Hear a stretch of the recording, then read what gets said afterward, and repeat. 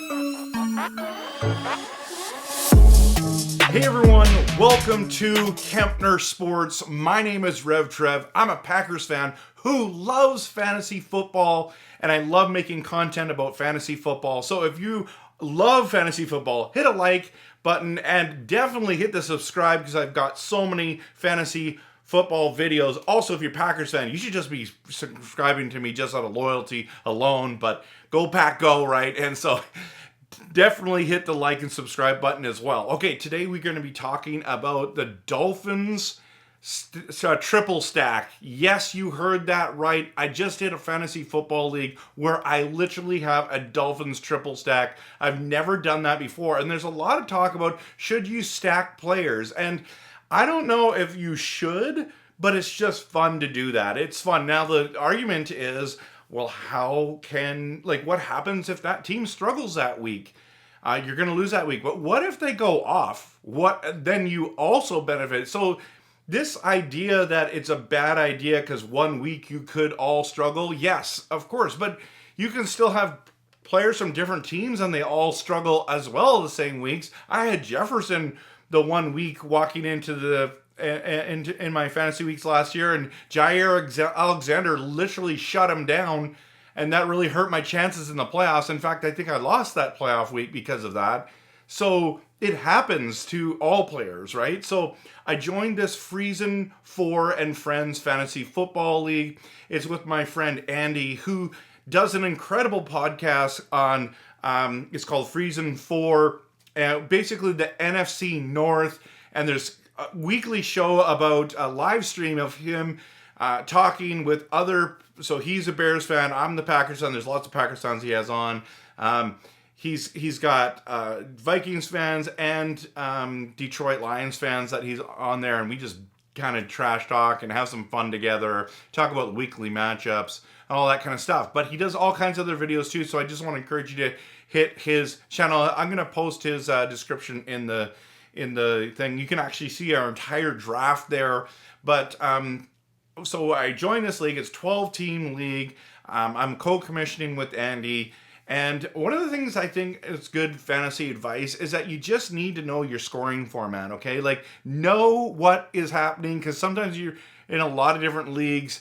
And so 12-team league, super flex league that we were in, full point PPR, point per reception, and I had the number 9 pick in the league. And here's the crazy thing. The league voted for Superflex, it voted for kickers, and it declined defense. I was just like, I was still floored to this day that I was in a league that voted for kickers and not for defense. Like, I can see not voting for defense or kickers, but I'm just not in a league that, like, yeah, let's do kickers, but not defense. Anyways, whatever.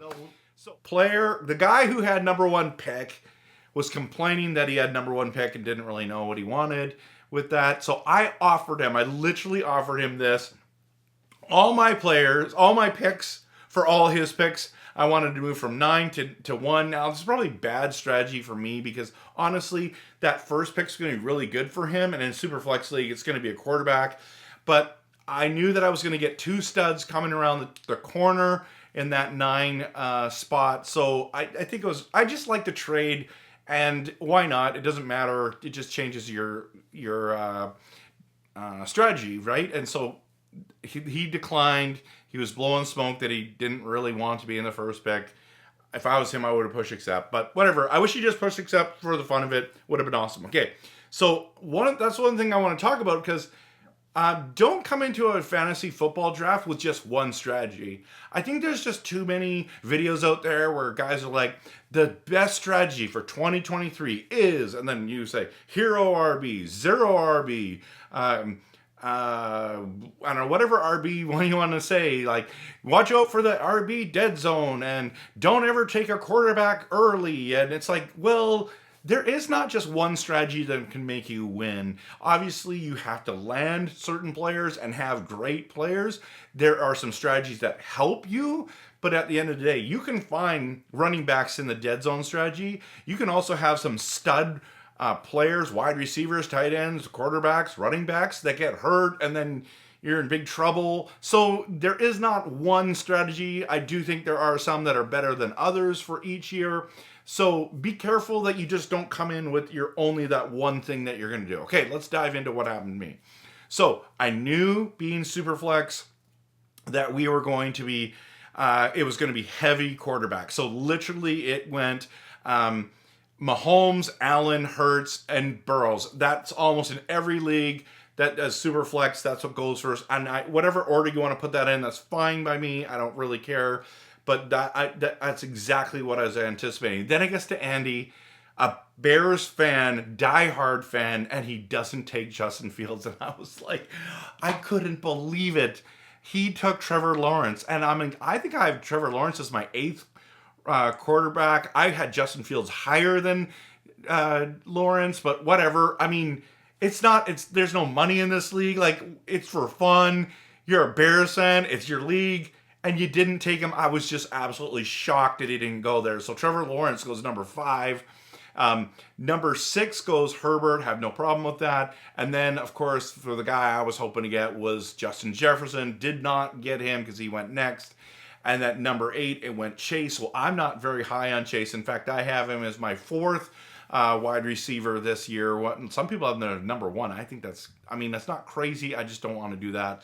I would have taken him to trade him, or I would have tried to trade down in the draft if I was able to draft him there. But he was gone as well. So I felt like just where I was at, I needed to take an elite quarterback, and Lamar Jackson was sitting there, and it was very tempting. Now, there were other guys there that were super studs, like McCaffrey was there, Kelsey, Cooper Kupp, like all those super great players, right? But because I knew it was super flex and the strategy, I knew going around that corner, some of the quarterbacks are going to be taken, and Lamar Jackson's not making it back to me. So I like him more than the guys that were available. Now, here's the thing about Lamar Jackson, right? He is the new Michael Vick, right? For the first time in his life, he has wide receivers like OBJ, Bateman, Zay Flowers. Like, this is, by the way, Mark Andrews, who's an incredible tight end.